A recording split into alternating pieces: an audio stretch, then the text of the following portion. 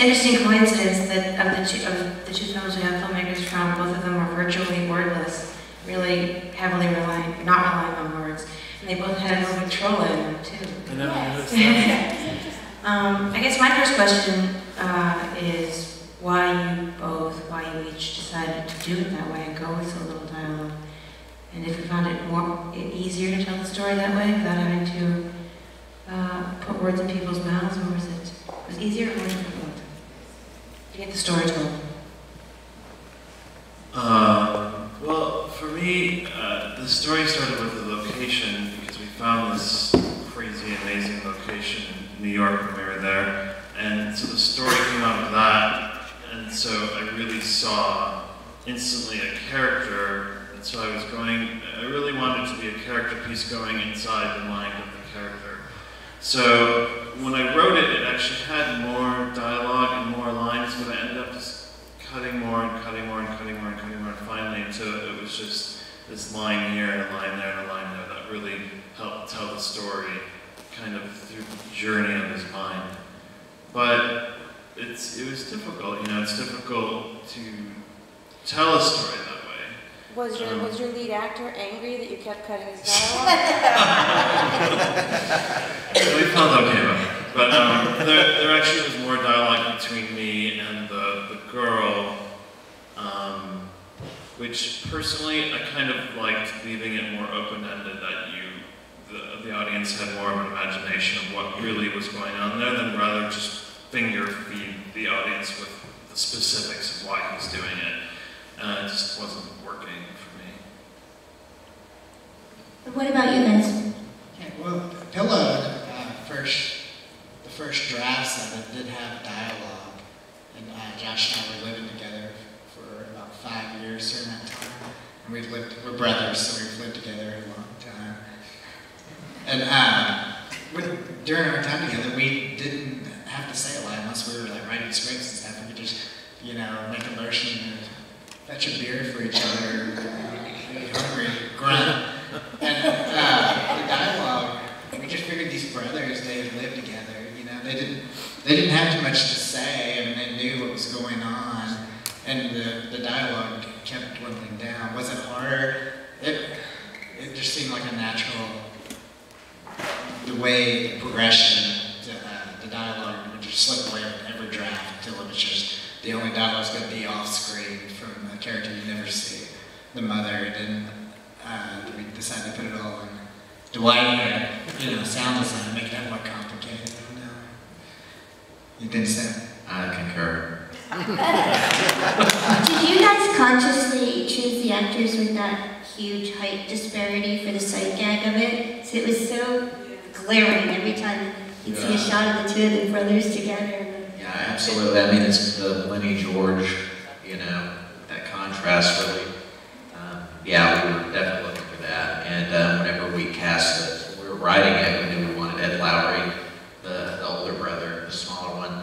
And then when we were casting for brother number 2, John Osborne, the big guy, we were looking for a big guy, which the difference between them is like 6'4" and 5'2", maybe.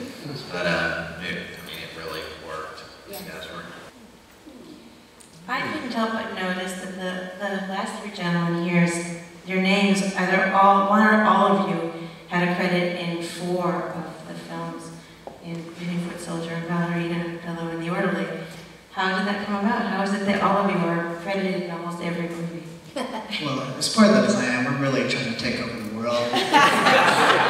From Arkansas. Yeah,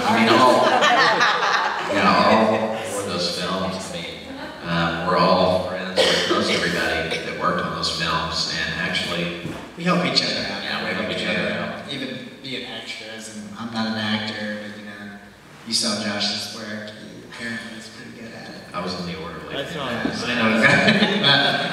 But the Orderly, Foot Soldier, and Pillow were all filmed probably within a few miles from each other. I mean, and, we were on set with Ballerina and just supporting them.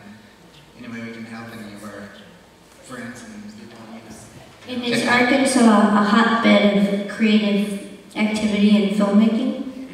it seems like it's starting to be. I mean, I think, Central Arkansas really feels like there's a lot of emerging talent coming out of Little Rock, so hopefully that'll continue. And we just got incentives, last year, 2 years ago.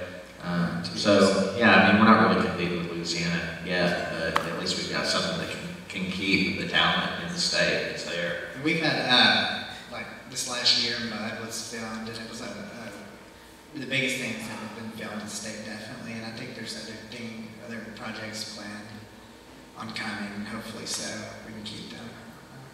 I want to stay there and cheer. But. So does anyone in the audience have any questions for these guys? Don't be shy. Everyone's always shy for that first question. I got a question. Sound design. When you get handed something like Pillow, what's your first thought?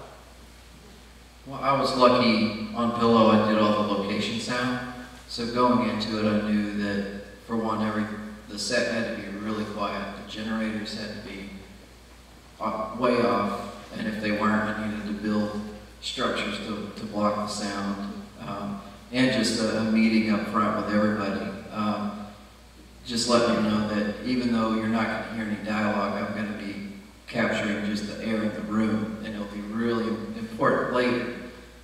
So once everybody went, oh, okay, I get it. Because some people were saying, well, why are you recording sound? There's no dialogue. And they just didn't understand that part of the process. So going into the post, I had a lot of the elements I needed, and for all of these shorts, I've been recording Southern sounds for the last 10 or 15 years, and just documenting them, kind of just as a hobby. And so, just in the last 2 years, there's been a really high-powered group of people coming up doing shorts and feeding off of each other. So it just now the sounds became usable, really, to a lot of these shorts. So just kind of all came together. So I'm still confused. Why do you need to record sound on a silent film? Well, because you never know later what you're going to need. Even though if it was truly silent, it would feel weird when you were watching it. There's a lot of air in just room tone, and in Arkansas, probably like in Texas, even though all the doors are shut, you still hear the crickets outside. So you can, depending on how thin you want to make the walls in post, you can decide how thin that house is. For instance, in the scene where the guys are walking through the old store, it was on a wide shot, so I'd have them off camera. I'd have them walk, and I'd be right in front of them. So we would do all the action sometimes twice, one for camera, one for audio. That way, it was like I was right there, but I would sit back when they were filming, and then they would go through the action again for audio. And then I would have plenty of raw footage later to edit from. Man, that's a great answer. Seriously. Does that make sense? No, it totally does. Dwight's definition of a hobby is a lot different than most people's.